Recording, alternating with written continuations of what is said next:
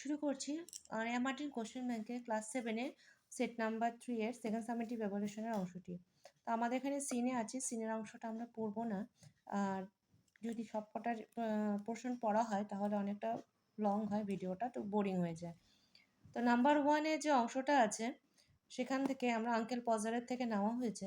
এবার চলে আসবো কোশ্চেন অ্যান্সারে। তো এ নাম্বারে বলছি choose the correct alternative to fill in the blank. The speaker order the girl to bring, যে মেয়েটিকে স্পিকার মানে বক্তা যেটা আনতে বলতেন সেটা হলো নেলস। নাম্বার 2 হবে টু হ্যাং দ্য পিকচার। এখানে বলছে dash is ask to bring a hammer. তো এখানে কে হ্যামার আনতে বলতেন সেটা হলো পজার হবে। Number 3, before starting the work poser took off his coat. Number 4, dash is ask to bring the rule. এখানে হবে রুল আনতে বলা হয়েছে এই যে টম। এখানে রুল আনতে বলা হয়েছিল টমকে। এবার চলে আসছি কোশ্চেন অ্যান্সারে। বি নাম্বারে বলছে নাম্বার 1-এ what was the worth of the nail. এটার উত্তরটি হবে, এখানে উত্তর হবে he would send the girl out for 6 pence worth of nail and then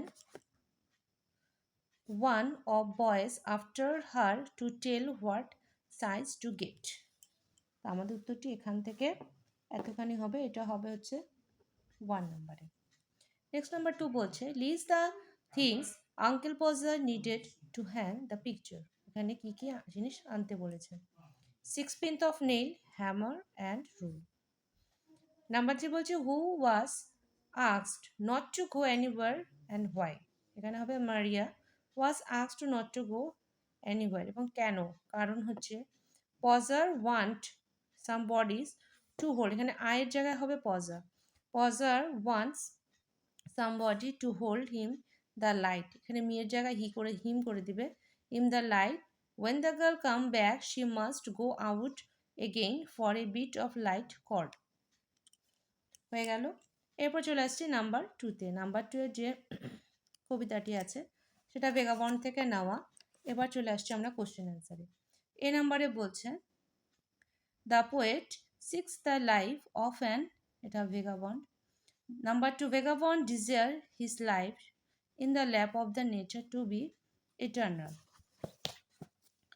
Number 3, the poet wants to stay within nature. Number 4, the things which the vagabond which have above him is the river. Number B বলছে আমাদের true false করতে, তার সঙ্গে supporting statement. The vagabond has the courage to face the hardship of life, এটা হবে true. আর এর supporting স্টেটমেন্টটা হবে B এর 1 নাম্বার, এটা। নাম্বার 2 বলছে the vagabond wants the way to be far away from him, এটা হবে ফলস। আর এর উত্তরটি হবে give the face of earth around and the road before me.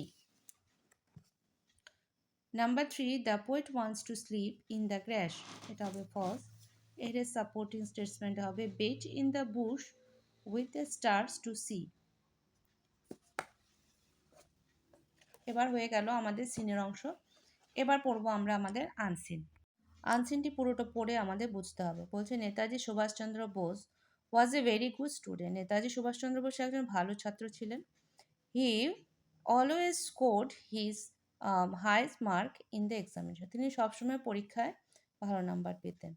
He was a great patriot. তিনি একজন ভালো দেশপ্রেমী। ওয়ান্স আ ব্রিটিশ প্রফেসর, এক সময় একজন ব্রিটিশ অধ্যাপক, মেড সাম ন্যাস্টি কমেন্টস, খুব খারাপ মন্তব্য করেছিলেন অ্যাবাউট দ্য ইন্ডিয়ান পিপল, ভারতীয়দের জন্য। Subhash Chandra became very angry at the insult. Subhash Chandra Basu এটি পছন্দ করেনি, খুব রেগে গিয়েছিলেন। Insult became very insult of his countryman and protest against it, এবং তার অবশেষে তিনি এর বিরোধিতাও করেছিলেন। He loved India and her people very much. তিনি দেশকে ভালোবাসতেন এবং তার জনগণকে জনগণকেও তিনি ভালোবাসতেন। Netaji our beloved leader fought for the freedom of India. Netaji ছিলেন আমাদের সবথেকে প্রিয় একজন নেতা, যিনি কিনা ভারতের স্বাধীনতার জন্য আন্দোলন করেছিলেন। হি went to Europe to seek help from Germany. At last he reached Japan and there he formed the INA. তিনি অবশেষে ইউরোপে যান জার্মানির দেশ সাহায্য করার জন্য, এবং সেখান থেকে তিনি পরে পৌঁছে যান জাপান এবং ওখানে তিনি আইএনএ গঠন করেন। চলে আসছি এবার আমরা কোশ্চেন অ্যান্সারে। নাম্বার এতে বলছি ট্রু ফলস করতে হবে, সঙ্গে আমাদেরকে সাপোর্টিং স্টেটসমেন্ট লিখতে হবে। নাম্বার ওয়ান বলছে number one, Subhash Chandra Bose was a person who vigorously supported his country and was prepared to defend it against the enemies. এটা হবে ট্রু। সাপোর্টিং হবে হি লাভড ইন্ডিয়া, এই জায়গাটা হবে। আমি এখানে লিখেছি হি ওয়াজ আ গ্রেট পেট্রিয়ট, পর লাইনটা তার সঙ্গে তোমরা এটাও দিয়ে দিতে হবে, he loved India and her people very much. Number two বলছে Netaji participate in India's freedom movement, এটাও হবে ট্রু, এবং এর সাপোর্টিং স্টেটসমেন্টটা হবে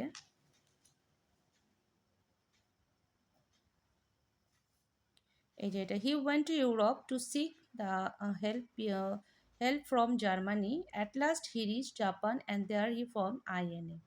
এই দুটো লাইনই লিখতে হবে। নাম্বার বিতে আছে কোশ্চেন অ্যান্সার। নাম্বার ওয়ানে বলছে how was Subhash Chandra Bose a student. লিখবো Subhash Chandra Bose was a very good student, he always scored high marks in the examination. Number two, why did Subhash Chandra Bose go to Europe, তো লিখবো এখানে he went to Europe to seek help from the Germany.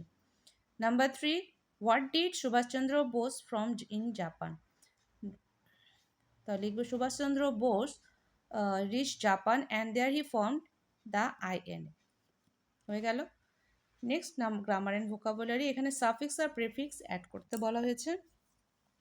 ডিফারেন্টে হবে indifferent, whole হবে wholesome, sufficient হবে insufficient. Number ফাইভে আমাদেরকে ব্র্যাকেটে যে গ্রামার ভার্বের পোর্শন দেওয়া আছে, এখানে কোনটা হবে সঠিক। He gave me a book dash by কি বলছে এখানে, written by Mahatma Gandhi. Number two বলছে এখানে হবে rolling stone gathers to no moss. Number six বলছে অ্যাপ্রোপ্রিয়েট, কোনটা মডেল সেটা ইউজ করতে। You should to obey your elders. May I come in, এখানে হবে could you help me solving the sum. তো এ হয়ে গেল আমাদের গ্রামার অ্যান্ড ভোকাবুলারি। তারপরে বলছে নাম্বার সেভেনে দ্য বার্ডস, এখানে অ্যাপ্রোপ্রিয়েট ভার্বগুলো লিখতে হবে প্রপারলি।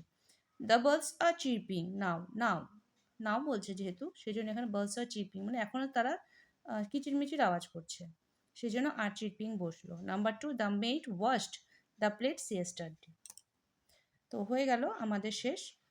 যদি তোমরা এটা পারলে শেয়ার করে নিও, এবং আরও যদি কোনো প্রবলেম থাকে তোমরা কমেন্টস করতে পারো, আমি সেগুলো সলভ করে দেবো।